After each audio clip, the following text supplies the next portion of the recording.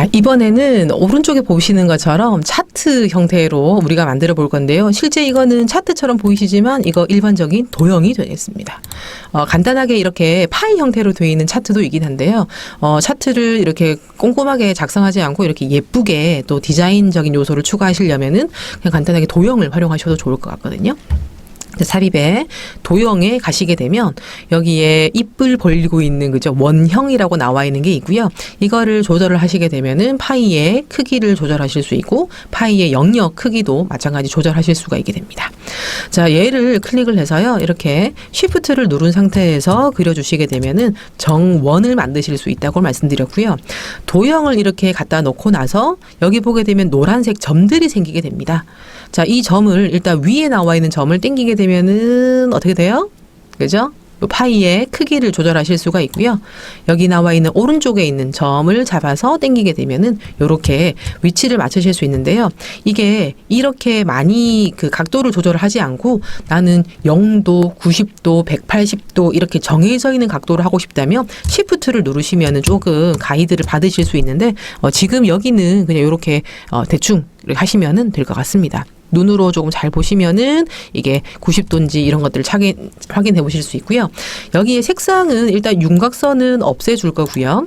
색상은 지금 나와 있는 큰 부분을 차지하고 있는 부분은 조금 연한 색상으로 도드라지지 않도록 하는 게 중요할 것 같고 오히려 여기 나와 있는 것처럼 25%가 조금 중요한 것 같죠. 그죠? 자, 그래서 얘를 복사를 하시면 됩니다. 컨트롤 D 해서요. 얘를 색상을 우선 바꿔주도록 하겠습니다. 색상은 조금 여러분들이 편하게 조금 진한 색상으로 저는 밝은 색상으로 했고요.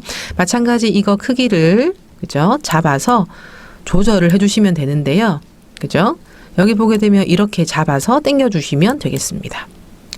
자, 적당한 위치에 이렇게 띄어서 할 거고요. 여러분들이 이렇게 위치 값을 조절점이라 합니다. 이런 조절점들을 조절해서 위치를 바꿔주시게 되면은 파이의 크기도 이렇게 설정하실 수가 있게 됩니다.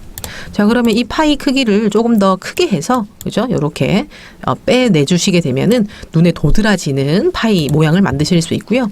여기에 글자 적는 거는 쉽겠죠, 그죠? 텍스트 상자를 클릭해서 75%라고 적혀 있으니까 글꼴 여러분들이 맑은 고딕 말고 여러분들이 무료로 쓸 수 있는 글꼴도 언제는 쓰는 형태로 해서 우리가 해볼 거거든요. 그래서 나는 글꼴로 설정을 했고요. 흰색 글꼴로 바꿨기 때문에 이렇게 안쪽 영역에 넣게 되면은 모양을 만드실 수 있고요. 얘를 컨트롤 누른 상태에서 당기게 되면은 복사가 된다고 했습니다.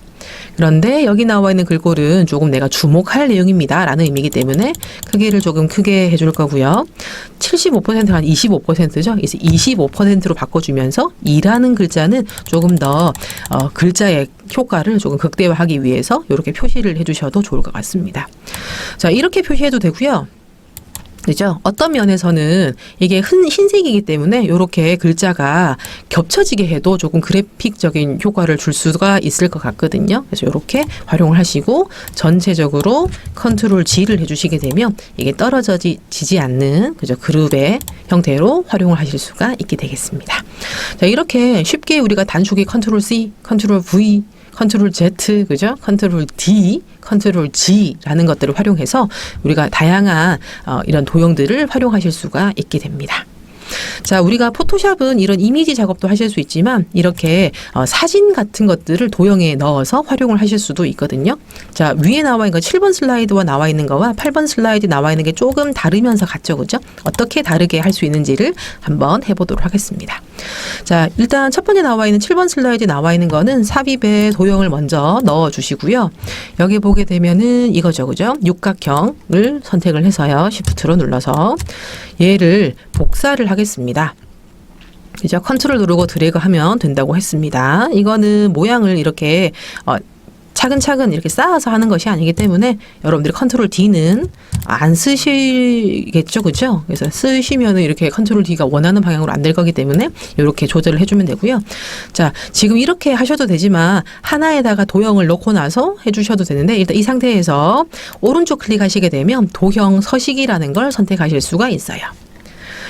자, 오른쪽에 나와 있는 이런 도형 서식이 내용이 조금 복잡하고 조금 까다롭게 돼 있긴 합니다. 왜냐하면 클릭하는 거에 따라서 위치에 따라서 이 내용이 바뀌게 되거든요. 그래서 일단 제대로 하나를 클릭해서 여기에 채우기라는 걸 눌러주시게 되면은 단색 채우기로 되어 있는데 우리는 펭귄 같은 이런 사진 같은 거를 조금 넣고 싶거든요. 그러면 그림 또는 질감으로 바꿔주시고요.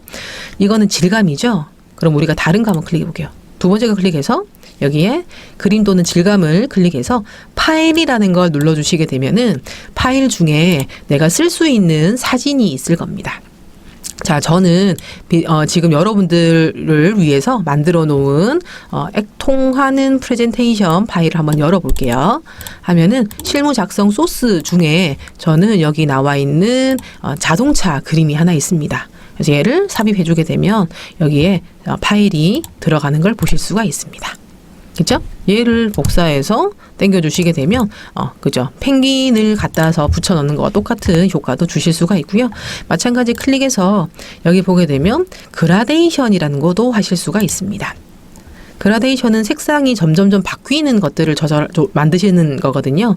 그래서 이거를 만드실 수가 있고요. 색상은 미리 설정이라 나와 있는 부분에서 색감들을 선택하실 수도 있습니다. 그죠? 방사형으로 할 건지 방향도 설정하실 수가 있고요.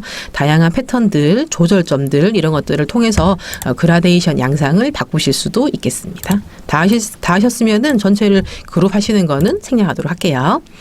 자, 8번은 똑같은 양상의 그림이지만 이것들이 전체 도형에 그죠? 퍼져서 나오게 되죠. 그죠? 이거는 일단 도형을 먼저 넣습니다.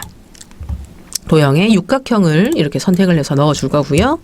자, 얘를 자, 일단 우선 외곽선, 윤곽선을 없는 상태로 만들어 주겠습니다. 그런 다음에 얘를 적당하게 컨트롤 누른 상태에서 복사를 조금 해주시고요. 복사하시고 나서 이미지를 여기다 갖다 넣기 때문에 너무 이미지가 없으면은 보기가 이미지가 무슨 이미지지? 라고 생각이 들 수 있기 때문에 조금 제가 이미지를 조금 더 넣었고요.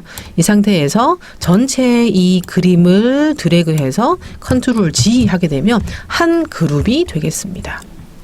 자, 앞서 한 거랑 다르죠? 다 만들고 나서 그룹을 만드는 것이 아니라 그룹을 만들고 나서 그림을 넣는 겁니다. 차이가 나는 거죠. 그죠? 이 상태에서 오른쪽 보게 되면은 그림 또는 질감 채우기를 클릭하실 수가 있고요. 앞서 파일을 하나 선택하셨기 때문에 이렇게 기존에 썼던 파일이 그대로 나오게 됩니다. 됐나요? 이렇게 해서 파일을 쓰시게 되면은 이미지를 여기에 도형에 맞춰서 다양한 이미지를 겹쳐서 이렇게 그 스테인드 글라스 비슷하게 이렇게 표시를 하실 수 있는 형태가 이 기법이라고 생각하시면 좋을 것 같습니다. 자, 마지막 우리가 실습해야 할 내용은 여기 나와 있는 이건데요. 이거 보셨을 때 앞서 우리가 종이 접어서 하는 거랑 유사하다는 생각이 드시죠? 그죠? 그런데 지금 여기 나와 있는 거는 아주 간편하게 입체 효과를 줄 수 있는 방법을 가르쳐 드리려고 한번 가지고 와봤습니다. 자, 이거는 삽입의 도형에 가시게 되면 선이 있어요. 선. 그런데 이 선 말고요. 아래쪽에 보게 되면 선의 종류가 쭉 많은데 여기 보게 되면 자유형이라고 있습니다. 자, 클릭을 해서 여기에 W 모양처럼 이렇게 만들어 주시고요. 다 됐으면은 ESC 키를 눌러 주시게 되면 여기에 나와 있는 것처럼 도형이 확정이 되겠습니다. 자, 도형 색상 여러분들이 선 색상이죠. 윤곽선의 색상을 한번 여러분들이 줘 보시고요. 그죠? 저는 빨간색.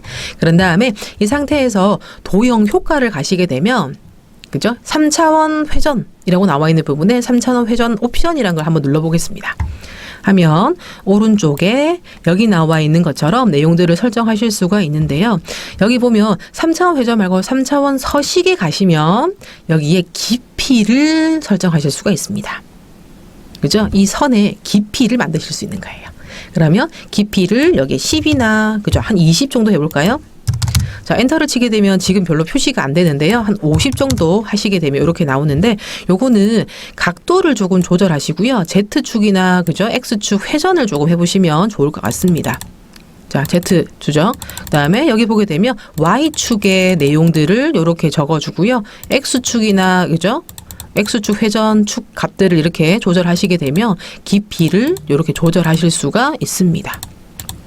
됐나요? 이렇게 해가지고 깊이를 하셔서 간단하게 이렇게 선으로 입체 효과를 만드실 때도 활용하실 수 있겠습니다. 신기하죠, 그죠? 이렇게 해서 우리가 파워포인트를 가지고 포토샵에서 할 수 있는 기본적인 내용들 조금 추가를 같이 해보셨고 같이 실습으로 해보셨습니다. 자, 지금 이 시간은 우리가 최초로 파워포인트를 배웠는데 최초로 실습을 해보셨는데 실습 어떠셨나요?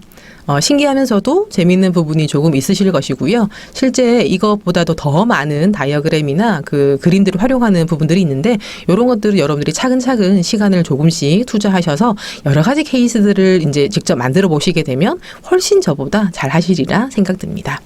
자, 파워포인트가 포토샵 못지않게 활용도가 높을 거고요. 지금 여러분들이 앞서 하셨던 내용들은 그림에서 이제 그룹을 했든 아니든지 간에 그 그림에서 오른쪽 클릭을 하시게 되면 그림으로 저장해서 활용을 하실 수도 있거든요. 그래서 여러분들이 간단하게 촬영하셨던 내용, 이미지나 그죠? 편집하셨던 내용들을 이미지화 시켜서 저장해서 파일로도 생성하실 수 있기 때문에 간편하게 포토샵의 기능을 활용하실 수가 있게 됩니다. 자, 다음 시간에는 슬라이드 마스터와 관련된 이야기를 하겠습니다. 자, 자기는 슬라이드 마스터를 써봤습니다. 잘 씁니다. 하시겠지만 실제 이게 정말 잘 쓰는지 판단해 보셔야 되고요.